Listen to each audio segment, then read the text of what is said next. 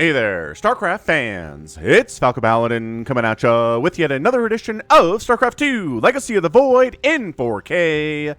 Today it's going to be a brave noob world between FireDune and Tellion here on Deathaura, the latter edition. Bottom right-hand corner, it is a red Terran player. It is Tellion. And in the top left, it is a blue Protoss, FireDune. Alright, so you want me to cast your low league replay? Go ahead and send it to Snipermonkey at the email address in the description. He's not getting very many of these lately, so if you want to get cast by Falcon Paladin, go ahead and send it to Snipermonkey, and your chances are very, very good that you will be cast on this channel. Alrighty then, so Brave New World is just our examination of Bronze and Silver League replays that were sent to Snipermonkey, and we're going to go ahead and see what's going on in these lower level replays and maybe give some tips to these players.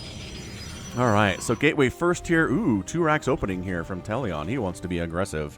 Or maybe not. You can't normally tell what's going on in these players' heads by the build order that they use here at the lower leagues, but we'll have to see. I kind of feel like this means a lot of Marines, right? Maybe Marauders? I don't know. We'll see. That's the half of the fun of Brave Noob World. I like casting in 4K. It's just crisp and nice and smooth and all that fun stuff.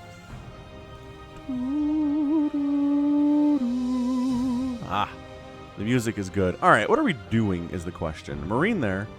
Marine here. Okay. So definitely Marine production out of these barracks. Scouting out with an SCV. I will always recommend to everybody at these lower leagues, scout with a worker. Maybe not immediately, but maybe around 16 supply when you have 16 supply. It's down here in the replay, but top right, when you're playing. When it says 16, recommend sending an SCV out, trying to see what is going on the other side of the map.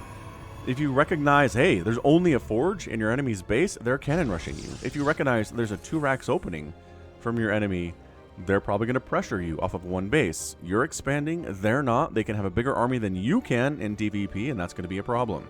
Now, 2 refineries here from Tellion, which indicates we need some gas. So we are definitely, okay, making a single Marauder. That's what the tech lab was for.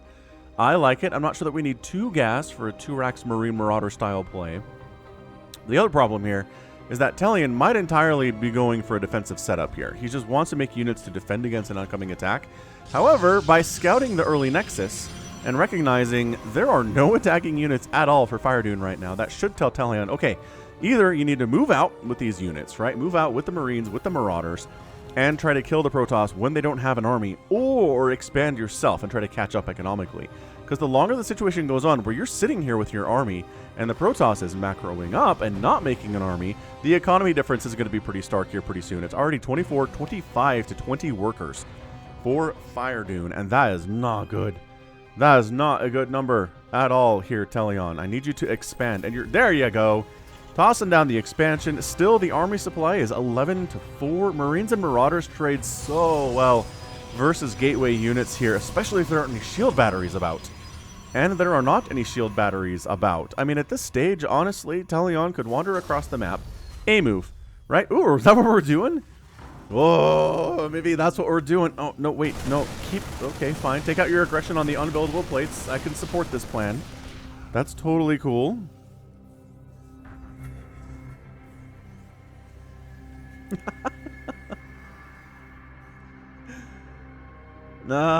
Go. And there's a shield battery now, but look at this. Look at this. 16 to 6 army supply. Tellion, friend, I need you to go. I know you're afraid of dying. I know it's scary to be on ladder, especially at this level. But this is, the more I cast StarCraft from this lower level perspective, even at higher level, right? I recognize these windows where it's like, okay, you could have killed your opponent now. And it's smaller windows at the professional level. It's bigger windows at the lower levels. Ooh, we're going. Holy crap, we're going. Okay. 3 Stalkers and a shield battery really should not be enough to handle this much stuff. Especially with the Marauders in the mix here. The Marauders hit so hard. Bonus damage versus armored stuff, which these Stalkers are. They are armored stuff. Another Stalker does come out. Okay, it's a little bit better here from FireDune. He's not neglecting army, which I really appreciate. And now suddenly it's starting to tip in the Protoss's favor, and Tellion Ooh, I love the siege tank in here too. Sieging. But the longer he waits out here, the worse it's going to be for him. FireDune is not making any more army stuff. So maybe not. Maybe it's not as much of a problem if he waits. Okay, we're just regrouping. That's all we're doing. Okay, I'd love to see a tank siege right here. Get that first shot off with a siege tank. Come on. Siege it up. Siege up. Siege up your siege tank. Please. Okay, siege the siege tank. And there we go. Firing away. Is he target firing? One stalker goes down. Another stalker goes down. The Marines are taking the brunt of the damage here, but the Marauders and the tanks are doing wonderfully. And there we go. Shield battery overcharge is real, but tank firing on ya. Pull back, pull back. Yeah, there we go. Pull back. Nice. Absolutely burning through the ability of the shield battery overcharge to heal through the damage output on these tanks and these Marauders. I don't know how FireDune wins this game right now. Okay, so they depower. Oh, the shield battery gets depowered. The probes are getting pulled, which is a genius decision here. It's a desperate situation for the Protoss. And you know what? That actually does allow this to get cleaned up. The probes are going to kill this final tank because the tank has a minimum attack range it needs to be able to fire. Some probes died there. 11 probes went down, but guess what? It's still 37 to 28 workers. FireDune still has a massive economy, and this is not a great follow-up from Tellion. He's sitting on 1,300 minerals and 500 gas. If he had additional barracks up here, if he was continually producing off of them, he could have a pretty devastating follow-up that might have been able to finish off the game. But as he was not continuing to produce too many units back home, as he didn't have enough barracks to support his effectively 1.5 base economy, basically what you want here is at least 3 or 4 barracks at this situation. Maybe 2 factories would have been amazing too. Medevacs would be fantastic, but you're a little bit late on those. And yeah, now that there's an Immortal with 6 kills, your siege tank is not going to do as well in this aggression, and it does get picked off. So FireDune survives a pretty darn scary attack early on. Does manage to make it work by getting an Immortal out. The shield battery helped delay. The shield battery did not necessarily, you know, help the Stalkers win against that army, because that's a tough army to defeat with just Stalkers. Let me tell you what, the number of times you're going to see a professional Protoss player fight against a Marine Marauder army with just Stalkers is very low. They will poke in, they will fire, and they will retreat. They will never stand there and say, let's go, because they will die. Just how it is. Colossus production I love from Protoss versus Terran. There is, when I'm casting with Laughing Games for our Africa World casts, which, I don't know, I'd recommend you check those out if you're interested.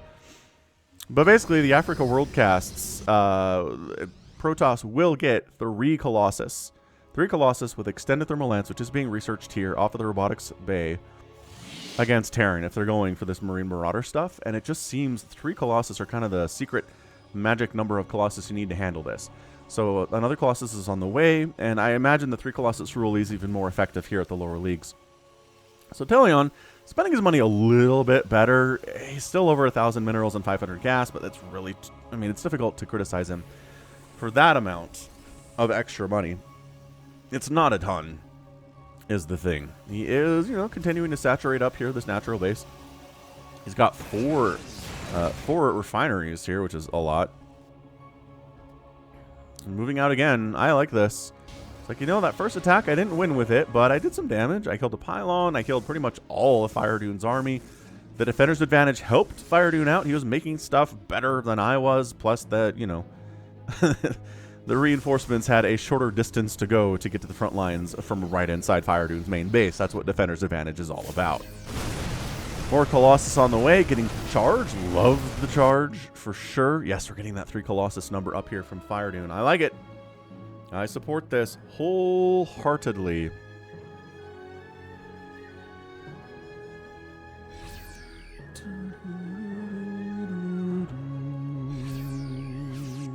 All right, Tellion looking pretty good. 56 to 49 army supply. He's got an advantage, not as big as it was the first time around.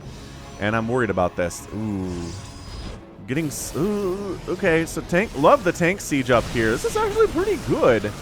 Yeah, Colossus goes down instantly alone. 1 Colossus alone is not very strong, it turns out. The reaction time for FireDune is pretty slow, but he does manage to get in here, take down the tanks that are not being protected by the bio. He separated the tanks from the bio here. And now the tanks aren't helping in this fight, and...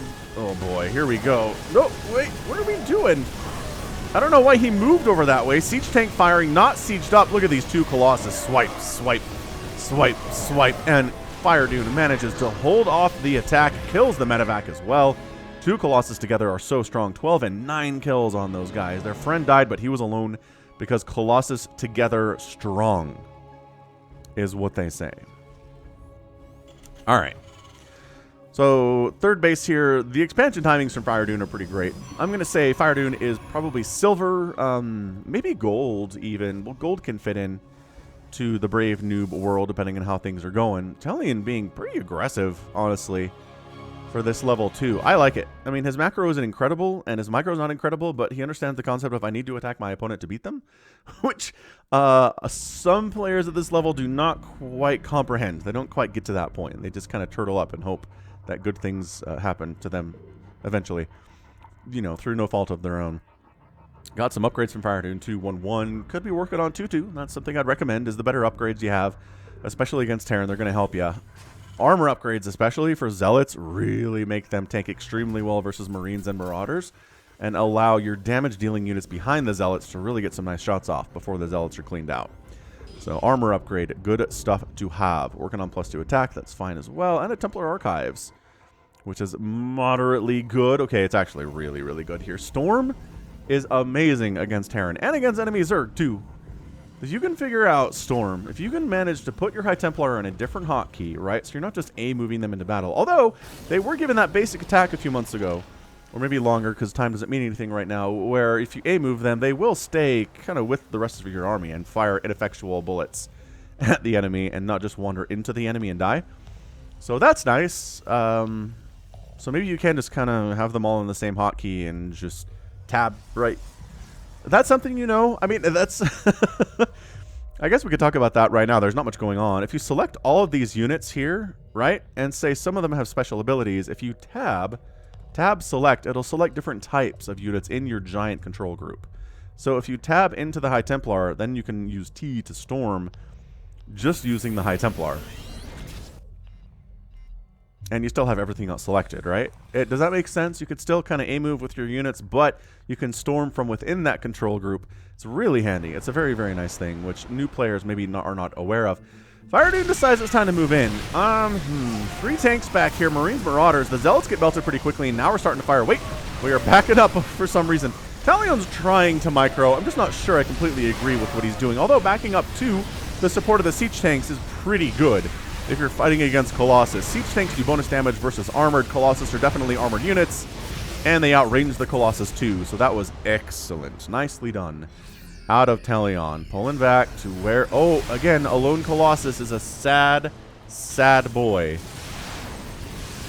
Lone Colossus is not going to get very much done. No.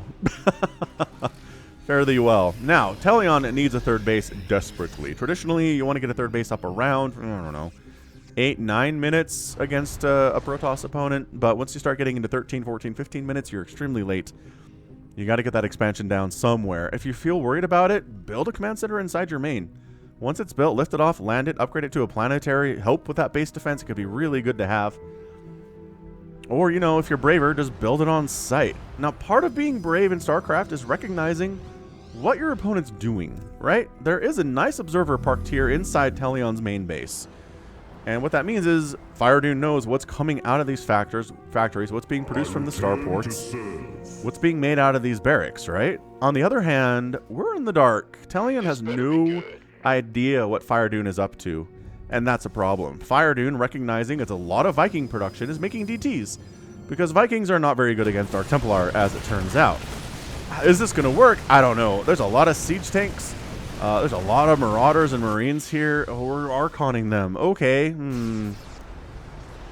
Not a huge fan of Archon versus Terran. I know they do bonus damage versus biological, and Marines Marauders are biological, but their range is so short, and tanks do so well against them too. Alright, this is science. Let's see how Mass Archon with tank support does with shield batteries against the oncoming Terran attack. You know, the DT is actually having a great time. There's one... Okay, no detection. This fight, the science was ruined by the fact there's no detection for Tellion at all.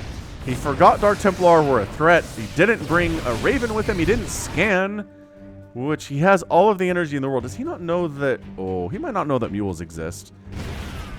Oh, so two major problems for Tellion here. Number one, he doesn't, he didn't bring detection at all with him when DTs were an option, and he didn't scan when DTs were killing his stuff. You need to listen for that.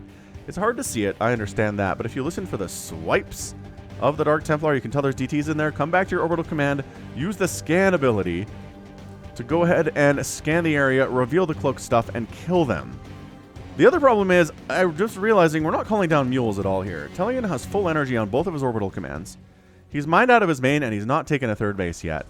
So Tellion, he's got some basic stuff down, but there's definitely a lot he can learn. If FireDune's taking a fourth, I mean, this is turning into a problem, a real problem for Tellion. He has the bigger army, yes, but his economy is hot garbage right now. We can see the arrows pointing up for FireDune on minerals and on gas.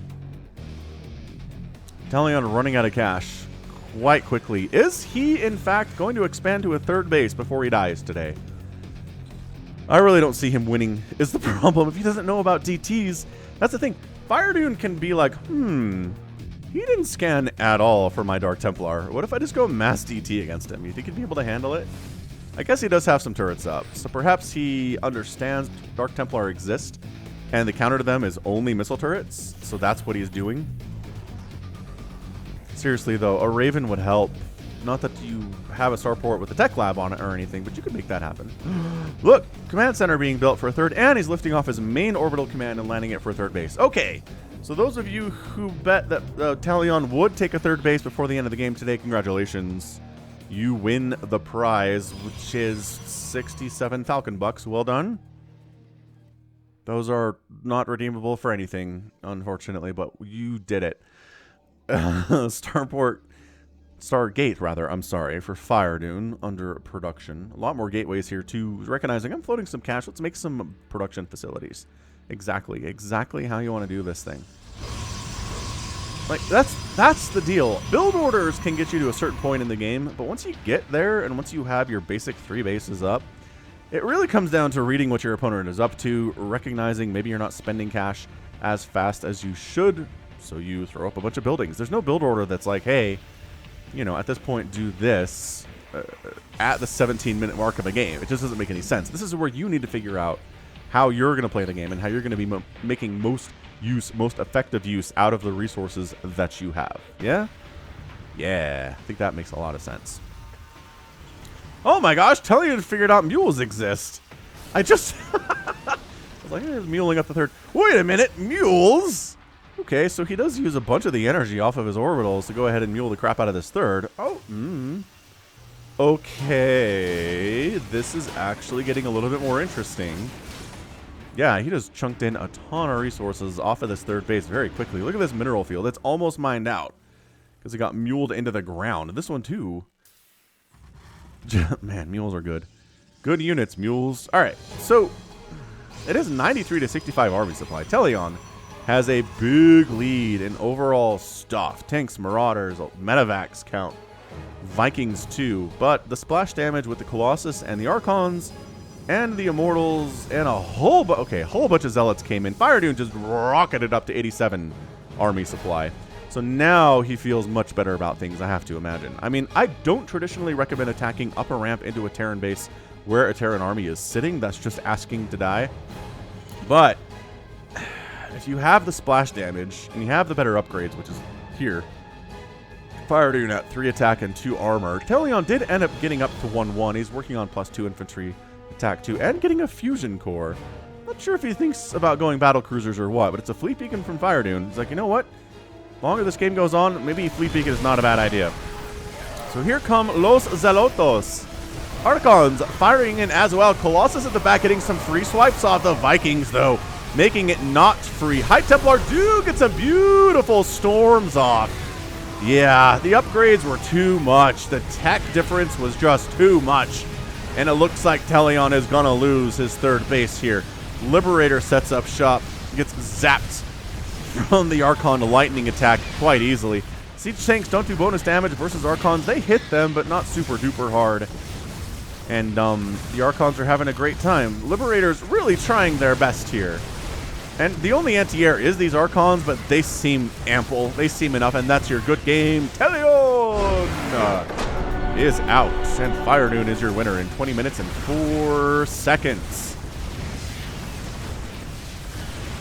Great game. Really great game. Both players attacking, which I love to see from Brave Noob World. It's a little bit harder to cast games where both players just turtle up for 20 minutes. But yeah, thanks Snipermonkey for screening all the submissions and selecting this one as one of the couple that he recommended. This was a really good game for education and entertainment too, I think. FireDune decides to stick around, and I assume FireDune sent this in. He has sent in replays before, so thank you, FireDune, for doing that one. End of the day, resources lost are going to be 14,000 and 22,000, which is a big difference. The Terran not having a great time there at all. Did end up losing 16 probes. 11 of those were during that first attack that FireDune was not quite ready for, but made the right decision to defend with the probes to buy time for the Immortal to come out, and it worked out beautifully. Yeah, great job. I mean, I don't know what else to add here other than Tellion, use your mules, get upgrades going, get that third base down faster. And again, a follow-up to that main attack would have been devastating for FireDune, but the follow-up macro was not quite there. I know it's hard to remember. Like, I understand that when you're attacking, you just want to focus on attacking. But you really need to, every once in a while, just pay attention, right? To pay attention to your macro back home every, 30 seconds. Whatever you're building, you need to figure that out, right? How much time it takes for a new cycle of production to become available. And make it, right? Just go back, make a round of stuff. If you can do it quickly with hotkeys, that's even better. I guess that's something I didn't really talk about here was hotkeys being important, but yeah, use those as well. Hotkey your production facilities, and that way you can make a round of stuff without having to visually go back and look at your buildings. Isn't that super cool? I think that's super cool and handy. But all right, he's still, look at this guy. Still on a tear. But yeah, that's going to be it for me today. This has been Falcon Paladin coming at you with yet another edition of StarCraft 2 Legacy of the Void and a Brave Noob World. Go ahead, hit that like button, hit that subscribe if you like what you saw and what you heard today. You can also catch me on Twitter, Facebook, Patreon, and Twitch, all at /Falcon Paladin. And until next time, as always, thank you so much for watching, and you take care of yourself.